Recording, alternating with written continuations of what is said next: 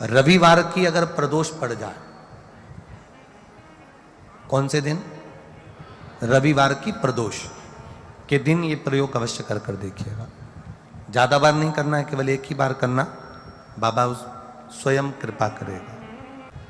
अगर आपको लगे कि मैंने व्यापार बदल लिया, एक बार बदला, कई लोग ऐसे भी होते हैं जो पैसा इकट्ठा करते हैं, धन एकत्रित करते हैं, और कोई व्यापार ऐसा कर लेते हैं जिस व्यापार में धन चले जाता है तो वो धन वापस नहीं आता महाराज, वो व्यापार का धन वापस नहीं आ पाता।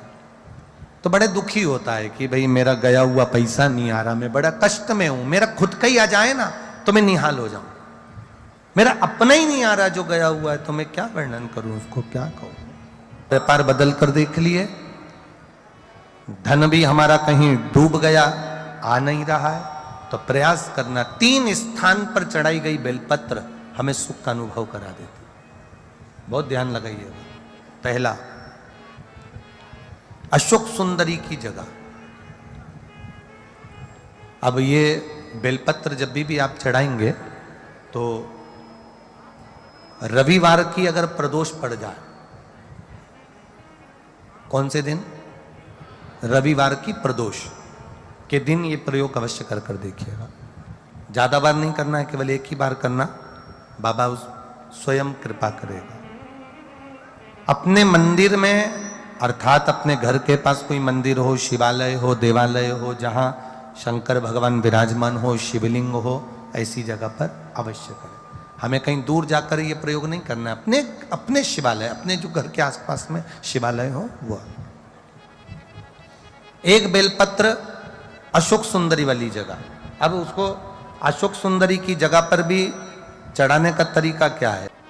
जब हम बेलपत्र चढ़ाएंगे तो उस बेलपत्र को चढ़ाते समय आपकी जो बेलपत्र की डंडी है, वो बेलपत्र, रविवार प्रदोष के दिन का ये उपाय है महाराज, ये बेलपत्र की जो डंडी है, इस डंडी का भाग शिवलिंग की ओर होना चाहिए। ये जो डंडी है, इसका भाग अशोक सुंदरी पर जब चढ़ाएंगे तो शिवलिंग की ओर इसका भाग होगा महाराज। दूसरी, बेलपत्र को जब हम समर्पित करेंगे, जया, विषहरा, शामरीवारी, दौतली, देव, मान लो जलाधारी ऊपर नहीं है शंकर जी के, तो उसका स्मरण कर कर, 5 कन्याओं का नाम लेकर, जया, विषहरा, शामलीवारी, दौतली, देव, इनका स्मरण कर कर शंकर भगवान के शिवलिंग पर बेलपत्र रखेंगे। बेलपत्र कहां रखना है? आप अगर यहां बैठे हो तो आपके विपरीत में डंडी का मुख होना चाहिए। ये बेलपत्र की जो डंडी है, इसका मुख आपके विपरीत में हो। आप यहां बैठे हो तो डंडी उधर होगी, आप इधर बैठे हो तो डंडी का मुख इधर होगा, आप उधर बैठे हो तो डंडी का मुख इधर होगा, आपके ठीक विपरीत की ओर डंडी का मुख हो। ये 2 जगह बेलपत्र समर्पित करने के बाद, तृतीय बेलपत्र शिवलिंग की जो जलाधारी है, जहां पर भगवान शंकर का शिवलिंग रखा है, वहां स्पर्श कराकर, केवल छुआना है, स्पर्श कराकर बेलपत्री के पेड़ के नीचे ही कोई कंकर हो, कोई शंकर हो, या कोई मिट्टी का ढेला हो, नी हो, तो वहीं मिट्टी को थोड़ी सी ऊंची कर कर एक बेलपत्र बैठकर इस बेलपत्री की डंडी जड़ की ओर, मतलब जो वृक्ष होता है उस ओर इस डंडी का मुख होना चाहिए। ये 3 रविवार के प्रदोष के दिन शंकर भगवान पर चढ़ाई गई बेलपत्र से हमारा गया हुआ धन भी पुनः आने का रहता है, और हमारा जो व्यापार बार बार बंद हो रहा है, शिव की कृपा से एक बार चालू तो चालू हो ही जाता है। दुनिया में जाकर बोलिया है, जगह जगह जाकर प्रार्थना कर ली, निवेदन कर लिया, तो भी तुम्हारा अगर कोई काम ना बने, तब एक काम जरूर करना, एक बेलपत्र, एक शमी पत्र,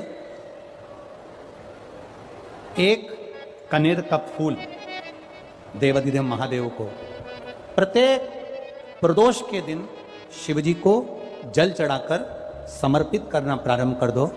2 या 3 प्रदोष निकलेगी, मेरा देवाधिदेव महादेव तुम्हारी झोली खुशी। देखिए,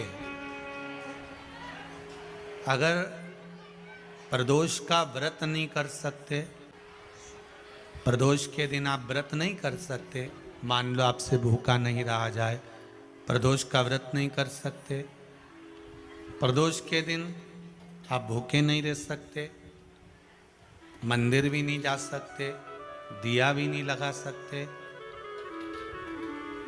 तो शिव महापुराण की कथा कहती है कि प्रदोष के दिन, प्रदोष काल में अपने ही दरवाजे के पास में देवाधिदेव महादेव का स्मरण कर कर लक्ष्मी की वृद्धि के लिए,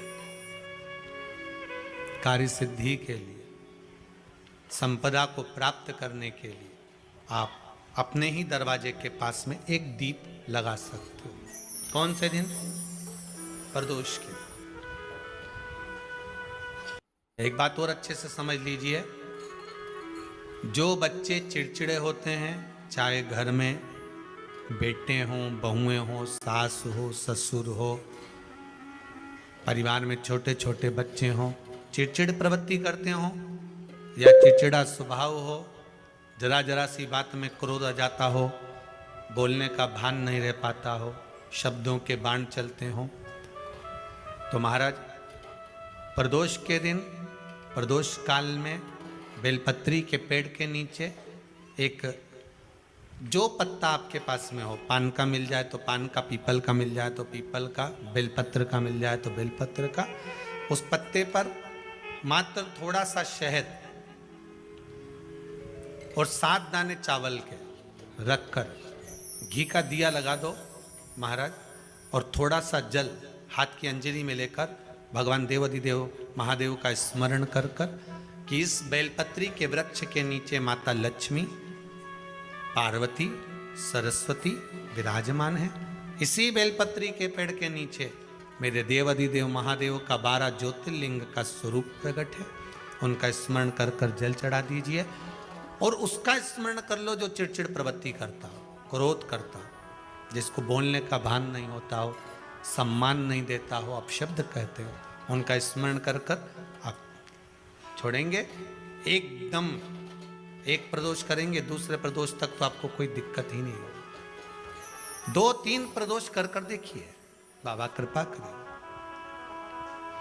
बच्चों को पढ़ने का कह रहे हो, पढ़ने बैठो, पढ़ने बैठो, पढ़ने बैठो, पढ़ने बैठो, तो एक आध प्रयास बच्चों के लिए भी कर लिया करो कि भाई ठीक है, बच्चे लोग विद्या में प्रबल होंगे।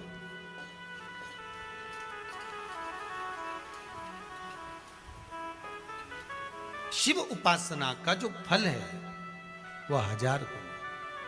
2 तली का एक काम सबसे अच्छा है। यदि किसी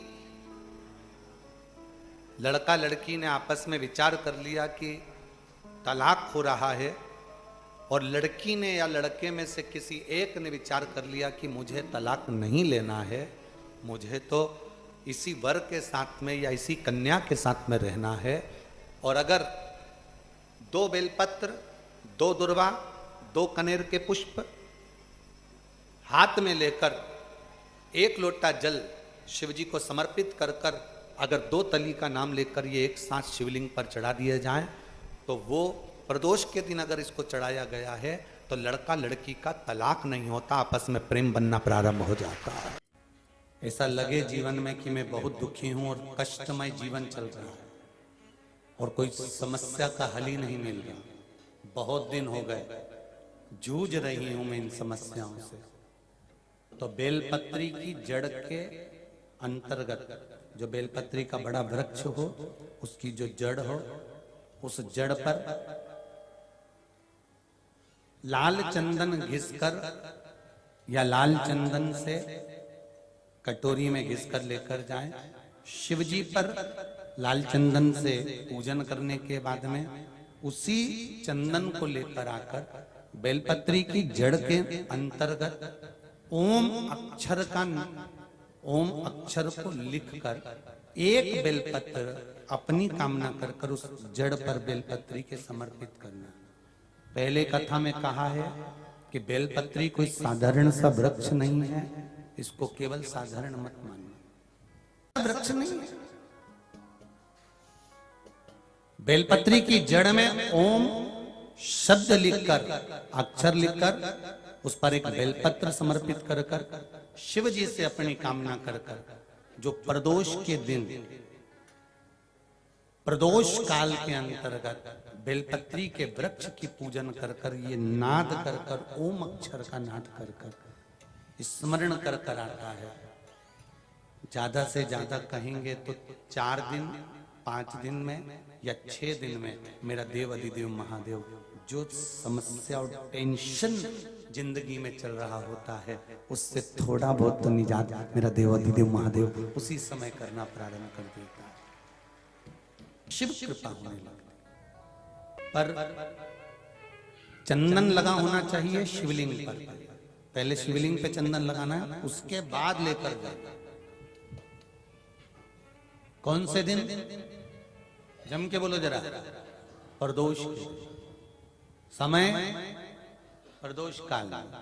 लग रहा है कि जूझ रहे हैं हमारे जीवन में, बहुत बहुत टेंशन, बहुत समस्या।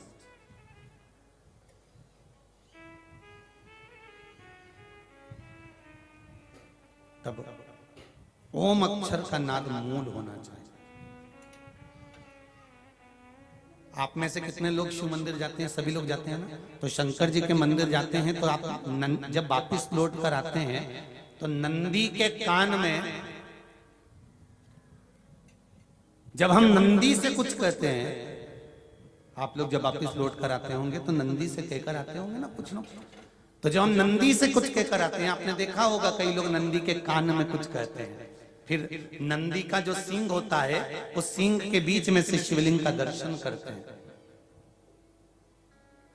तो नंदी को जब कोई बात कही जाती है, नंदी से जब कुछ कहा जाता है कि हमारी बात शिवजी तक पहुंचाना, तो उसमें सबसे पहला अगर नाद करा जाता है नंदी के कानों में तो ओम का नाद करा जाता है।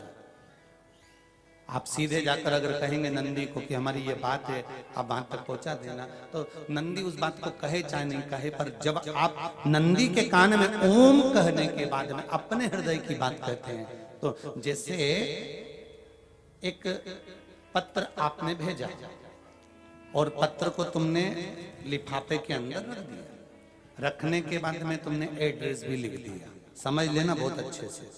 एड्रेस लिखने के बाद में तुमने अपना मोबाइल नंबर भी लिख दिया, सब कुछ कंप्लीट कर दिया। अब इस लिफाफे को तुमको भोपाल भेजना है सागर से,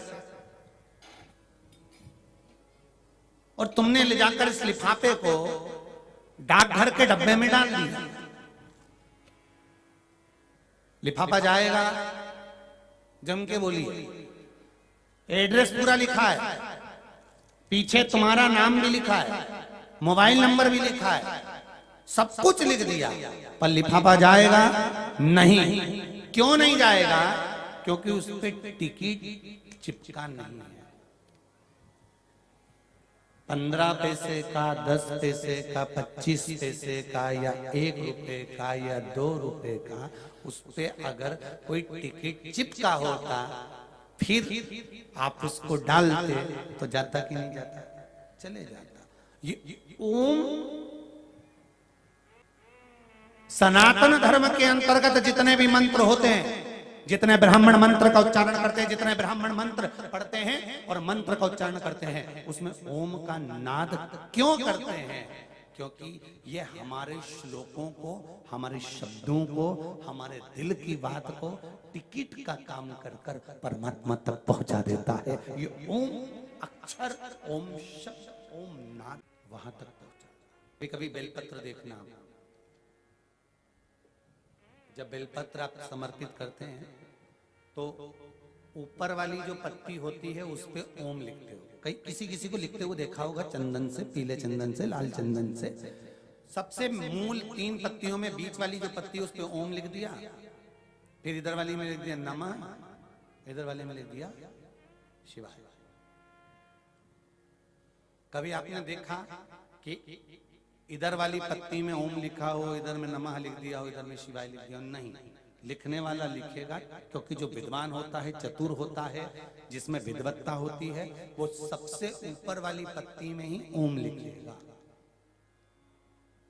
क्योंकि उसको मालूम है ये ब्रह्मा है, ये विष्णु है और ऊपर शिव है।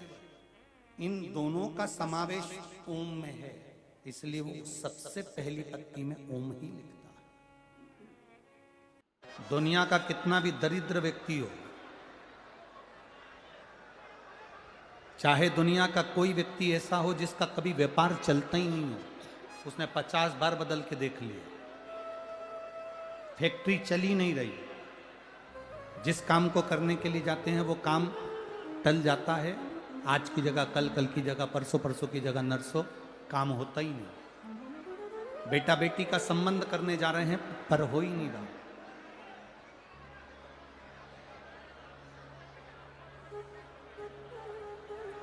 कितना भी दरिद्र से दरिद्र व्यक्ति हो, कितना भी दीन से दीन व्यक्ति हो,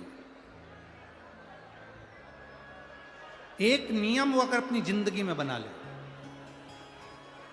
प्रदोष काल में, प्रदोष के समय पर बेलपत्री के वृक्ष के नीचे एक बार जाकर नमन करना और प्रदोष काल में शंकर भगवान के मंदिर में दिया लगाना, ये 2 चीजें अगर वो 3 महीना भी लगातार कर ले तो उसके जीवन में कभी कोई समस्या आ ही नहीं सकती, कोई दुख आ ही नहीं सकता। एक नियम बना, जब कोई कहते तुम्हारे जीवन में कष्ट ही कष्ट है, तब एक काम चालू करो, शिव की आराधना।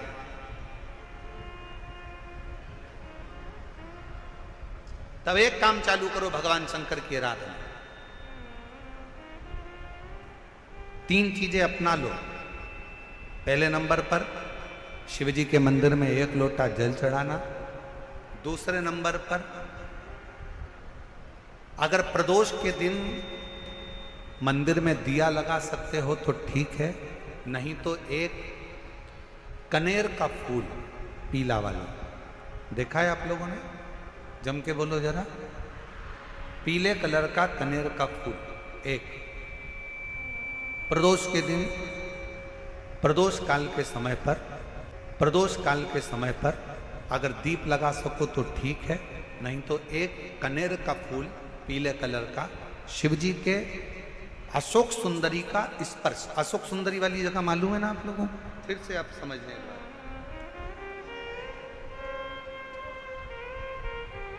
ये शिवलिंग, जलाधारी, ये चरण,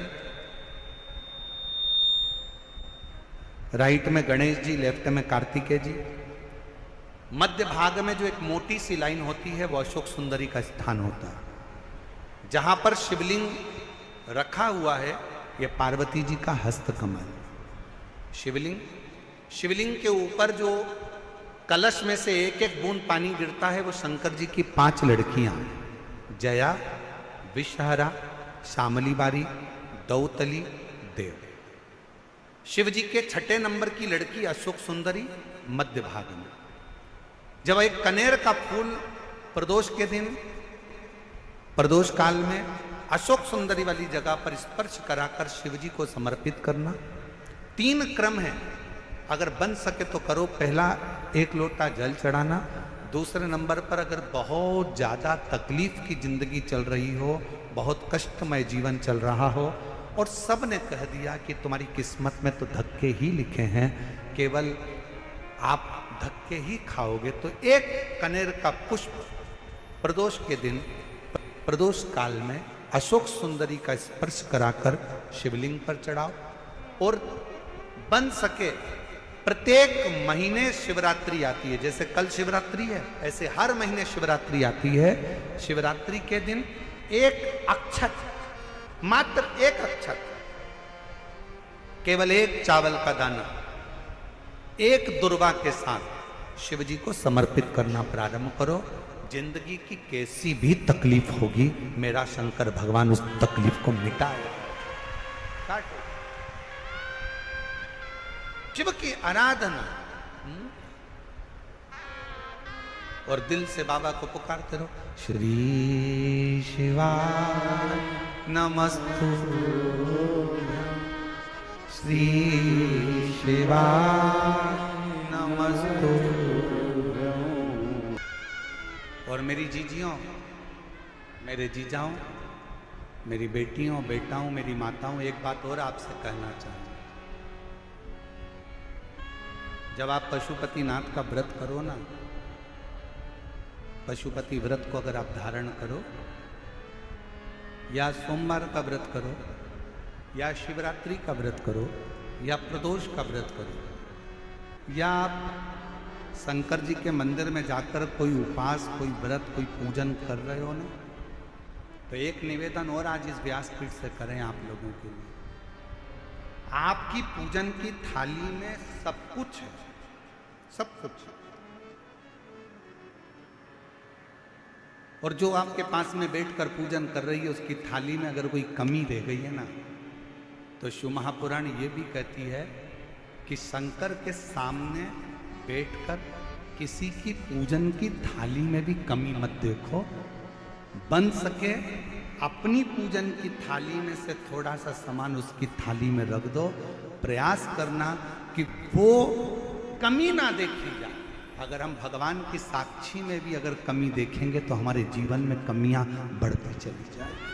हम क्यों कमी? गुरुजी, हमारी टेम्परेरी नौकरी है, बहुत कष्ट में हम, क्या करें हम? कहीं मत जाओ, तुम्हारे नजदीक में जो शंकर का मंदिर है उस मंदिर में जाकर झाड़ू लगाना प्रारंभ कर दो। तुम्हारे शिव जी के मंदिर में कहीं पोछा लगाना प्रारंभ कर दो। तुम्हारे शंकर के मंदिर में थोड़ा सा चंदन घिसना प्रारंभ कर दो। नौकरी पर जाओ, ड्यूटी पर जाओ, बच्चों को संभालो, परिवार को संभालो, उसमें से थोड़ा सा समय शंकर जी को देना प्रारंभ करो।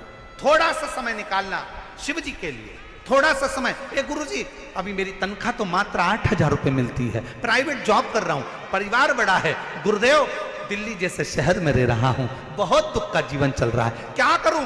किसी को हाथ नहीं दिखाना, किसी को पत्रिका नहीं दिखाना, किसी को भाग्य नहीं दिखाना। अब जो कुछ दिखाना अपने शंकर को दिखाना, उसके मंदिर में सेवा करना प्रारंभ करो। और मेरे बाबा तेरी सबसे बढ़िया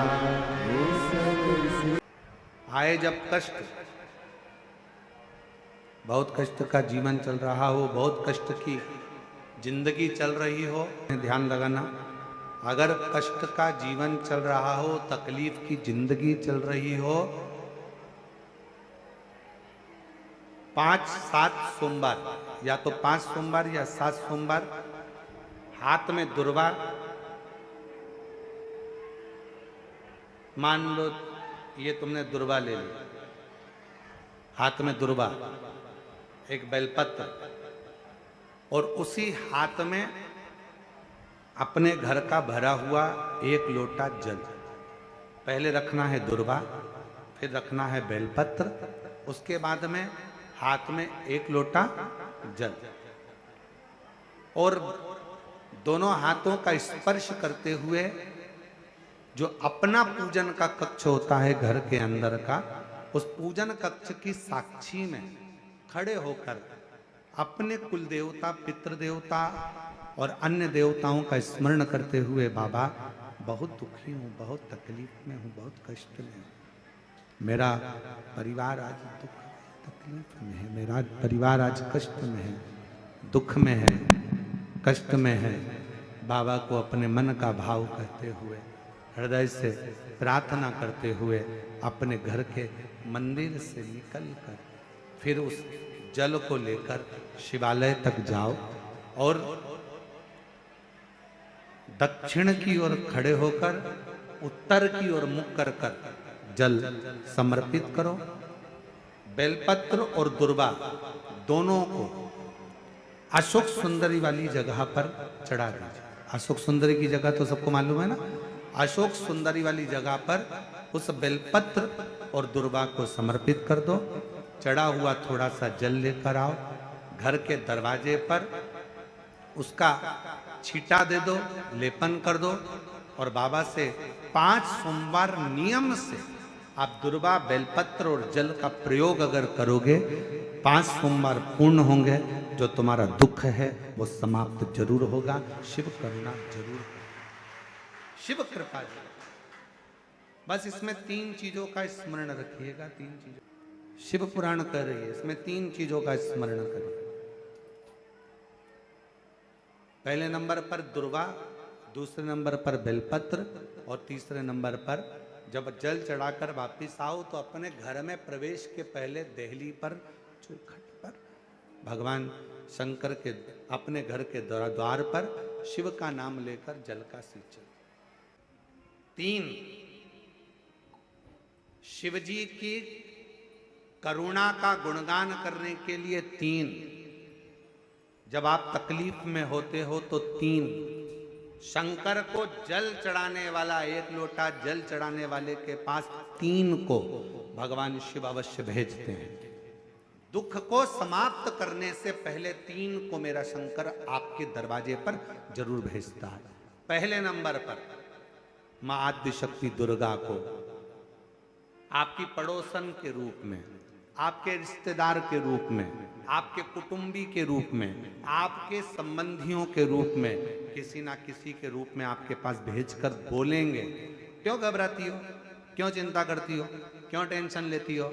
मैंने सुना है कथा में बाबा ने ये बताया था, एक काम कर, एक बेलपत्र, एक दुर्वा लेकर जा, बताएगी, आएगी, बैठेगी, सुंदर, उस दिन उसका चेहरा देखोगे आप तो आपको लगेगा ये मेरी पड़ोसन नहीं हो सकती। उसका चेहरा देखोगे तो आपको लगेगा ये मेरी देवरानी नहीं, ये मेरी जेठानी नहीं, ये मेरी ननंद नहीं, ये मेरा रिश्तेदार नहीं। आज इसका चेहरा कुछ और बोल रहा होगा। जब होगी तब कोई तुम्हारे कहेगा, धीरे से, सामने नहीं आएगा तो सुंदर स्वरूप धारण कर कर स्वप्न में आकर कहेगा। ऐसा लगेगा कोई तुम्हें जगा कर कह रहा है कि तू घबराना मती, तू ये कर लेना, समझ। धीरे से, सामने नहीं आएगा तो सुंदर स्वरूप धारण कर कर स्वप्न में आकर कहेगा। ऐसा लगेगा कोई तुम्हें जगा कर कह रहा है कि तू घबराना मती, तू ये कर लेना, समझ लेना मेरे बाबा ने अपनी अर्धांगिनी पार्वती को तुम्हारे पास भेज दिया।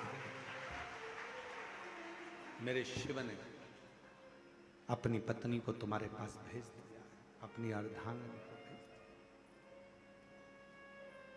दूसरे नंबर पर मेरे भोले बाबा, मेरे शंकर, मेरे त्रिकालदर्शी, मेरे करुणा सागर, मेरे शंकर दूसरे नंबर पर अपने गण भृंगी को भेज देते। शिव जी के गण श्रृंगी और भृंगी का कर्म क्या?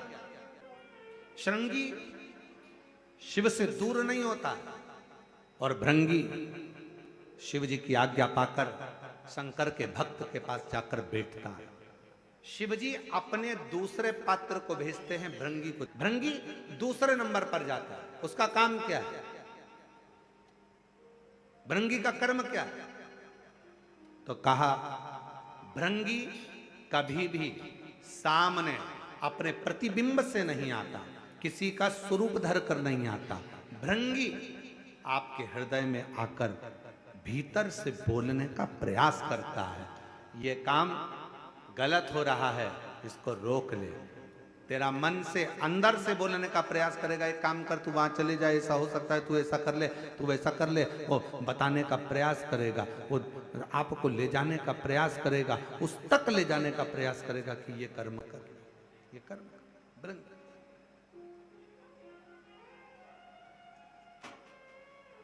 दूसरे नंबर पर भृंगी आपके मन की वाणी को शिव तक पहुंचाने का प्रयास करेगा। और तीसरे नंबर पर भगवान शंकर अपने भक्त का दुख हरने से पहले तीसरे नंबर पर भेज देते हैं अपने नंदीश्वर को, अपने नंदी गण को मेरे शिव भेजते हैं। नंदी का काम क्या है? जैसे ही नंदी आता है, कोई व्यक्ति के रूप में, किसी रूप में, किसी फोन के रूप में, किसी कॉल के रूप में, किसी पत्र के रूप में, किसी मैसेज के रूप में, जब नंदी तुम्हारे घर में प्रवेश करता है तब वो तुम्हारे रास्ते को क्लीन कर देता है, रास्ते को साफ कर देता है, उसको मार्ग को प्रशस्त कर देता है। आप दिल से उससे कहो, जहां तार ना जुड़े। कोई कई जगह कहे ना, अभी हमने कहा कि हमारे बच्चे कहे यहाँ पर सिग्नल मिल रहा है, कोई कहे वहां सिग्नल मिल रहा है। अगर सारी दुनिया से हार गए तो फिर एक जगह पर जाकर सिग्नल मिलाना। एक बार शिव महापुराण की कथा में पहुंचकर बाबा देव अधिदेव महादेव से अपने मन की बात कहकर कभी योग बन जाए तो उस कथा में आसन बिछाकर जमीन पर अपना आसन डालकर ये नहीं सोचना कि मैं वीआईपी कितनी हूं, मुझे कहां बैठना चाहिए, कहां रहना चाहिए। एक बार उस पवित्र प्रांगण में जहां बाबा की कथा हो रही हो, जहां बाबा कुबेर भंडारी का आनंदमय कथा कर तत्व ग्रहण करने को मिल जाए, वहीं पर रात्रि विश्राम कर कर बाबा से अपने दिल की बात कहकर अपने मन की बात जरूर कहना। ये निश्चित है मेरे बाबा से तुम्हारा सिग्नल जरूर मिलेगा और शिव आपकी बात को स्वीकार जरूर, शिव सुनेगा। 5 चीजें शंकर भगवान को चढ़ती है, जल, दूध, दही, शहद, घी, शक्कर, पंचामृत की वस्तु। 5 हमारे जीवन को सार्थक करने वाले। दूध भक्ति का प्रतिबिंब है। हमारे घर से रोग, बीमारी, तकलीफ को दूध चढ़ाते ही वो रोग बीमारी समाप्त होने लगती। दही, हमारे परिवार अगर टूट रहा है, हमारा परिवार अगर टूटने की कतार पर है, 2 बेटे 3 बेटे वो भी आपस में झगड़ रहे हैं, माता पिता आपस में झगड़ रहे हैं, बेटे बहुएं आपस में झगड़ रहे हैं, तो दही शिव को जो चढ़ाया जाता है ये परिवार को जोड़ने का काम करता है। शहद, ये व्यक्ति के जीवन को, समृद्धि को बढ़ाने का प्रयास करता है।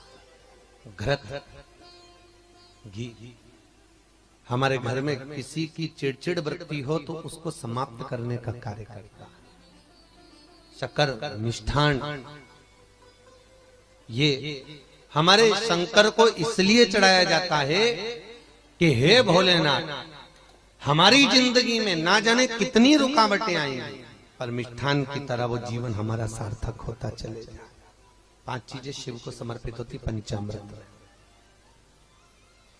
पंचामृत और चरणामृत दोनों को लेने का तरीका भी अलग अलग है। आप लोग लेते हैं, कभी मंदिर जाते हैं, पंचामृत चरणामृत, सत्यनारायण की कथा करवाओ, देवी जी के मंदिर में चौकी करवाओ, कुछ भी पूजन पाठ होती है तो चरणामृत और पंचामृत दोनों मिलता है। आप लोग लेते होंगे। जब पंचामृत दिया जाता है तो लेने वाले को भी सोचना चाहिए कि किस तरह से लेना है। जब पंचामृत दूध, दही, शहद, घी, शक्कर जो मिला हुआ रहता है उसको जब हम लेते हैं तो उसको लेने के बाद में अपने हाथ को हम हृदय से लगाते हैं। किस चीज को लेने के बाद?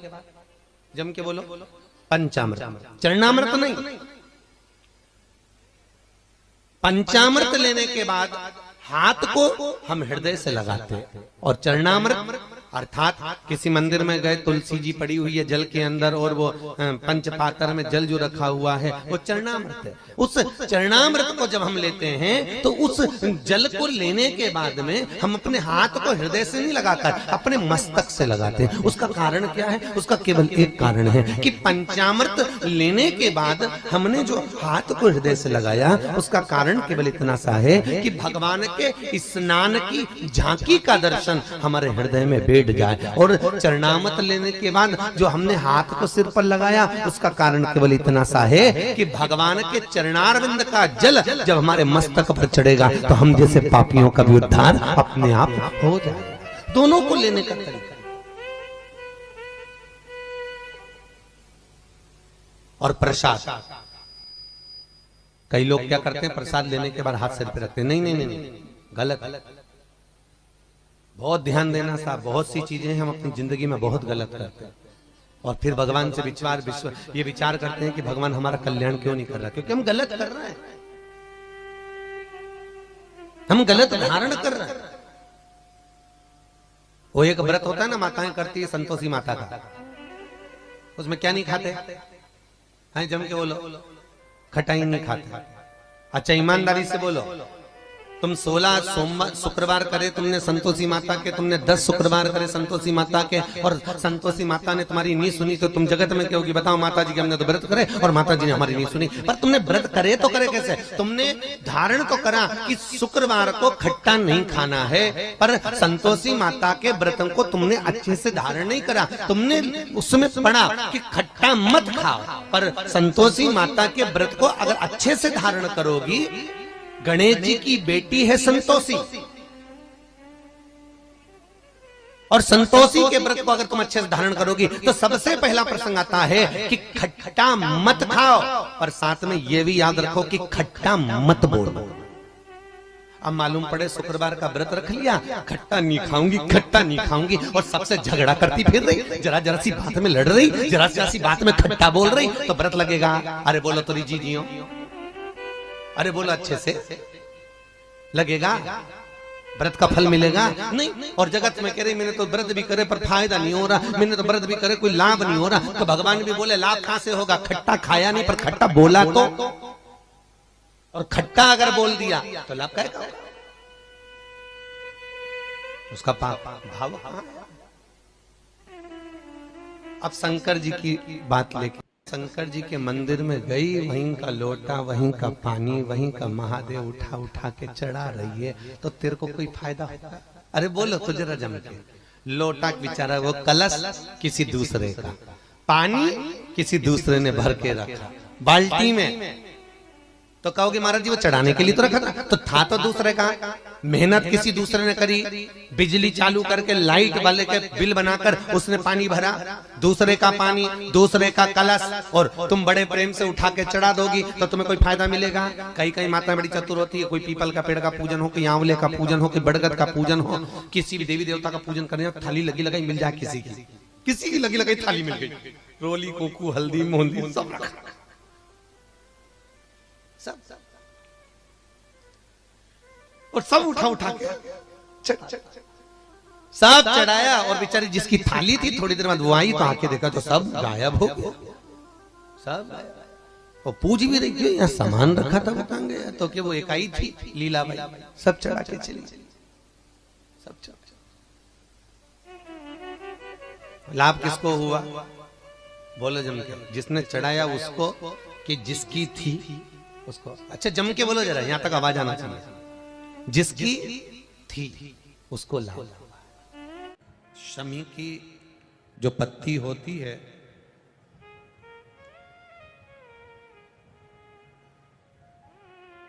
शमी की जो पत्ती होती है, एक पत्ती में जितनी पत्तियां लगी होती हैं और एक पत्ती के अंदर, जरा ध्यान देंगे, जैसे इस पत्ती में ढेर सारी पत्तियां लगी हुई है, उस पत्ती में से भी एक पत्ती तोड़ोगे और एक पत्ती तोड़ने पर उस पत्ती को भी अगर गिनोगे तो उसमें बहुत सारी पत्तियां होती हैं। आज प्रयास करना, अगर कहीं आपको शमी की पत्ती मिले तो जैसे ये पत्ती, इस पत्ती को तोड़ा गया, इस पत्ती में से एक पत्ती निकाली गई और एक पत्ती निकालकर आप धीरे से रखना, और उसमें भी बारीक बारीक बारीक बारीक बारीक बारीक बहुत सारी पत्तियां नजर आती हैं। शिव महापुराण की कथा कहती है, जो सोमवार की अष्टमी हो या प्रदोष का व्रत हो या 12 महीने की शिवरात्रि हो या किसी भी दिन प्रदोष काल के अंतर्गत शंकर भगवान को एक शमी का पत्ता कोई भूलवश भी समर्पित कर देता है, तो जितनी एक पत्ती में पत्तियां होती है और उस पत्ती के अंदर भी एक पत्ती को तोड़ने के बाद जितनी पत्तियां होती है, उतने जन्म मृत्यु लोक में मनुष्य के नहीं होते। 84 लाख योनियों में से वो योनियां कट जाती हैं और देव योनि प्राप्त हो जाती। एक शमी पत्र की इतनी महत्वता है, एक शमी पत्र। कितना सुंदर कहा है। जब जिंदगी बहुत संघर्ष में चल रही हो, बहुत दुख का जीवन चल रहा हो, बहुत कष्ट का जीवन चल रहा हो, बहुत कष्टमय जीवन चल रहा हो, तब शमी के 5 पत्ते, शमी के 5 पत्ते, एक दुर्वा के साथ एक अक्षत चावल का एक दाना, वो भी हल्दी में भिंगोया हुआ हो या केसर में भिंगोया हुआ हो, शमी पत्र 5, एक दुर्वा, एक चावल का दाना, जो दिल से हृदय से बेलपत्री के वृक्ष के नीचे पार्थिव लिंग का निर्माण कर कर मट्टी का शिवलिंग बनाकर प्रदोष काल में मतलब शाम के समय पर शिवलिंग बनाकर उस पे जल चढ़ाकर जो ये 5 समी का पत्र, 1 दुर्वा और 1 चावल का दाना अपनी कामना कर कर जो दुख चल रहा है बाबा से विनय कर कर एक एक पत्ता जब समर्पित कर दे, फिर 1 दुर्वा समर्पित कर दे, फिर 1 चावल का दाना समर्पित कर दे और बाबा का वहीं पर पुनः विसर्जन कर दे, 3 महीना तो जाने दो, 15 दिन के अंदर वो दुख कटता जरूर है, चाहे कोई भी दुख।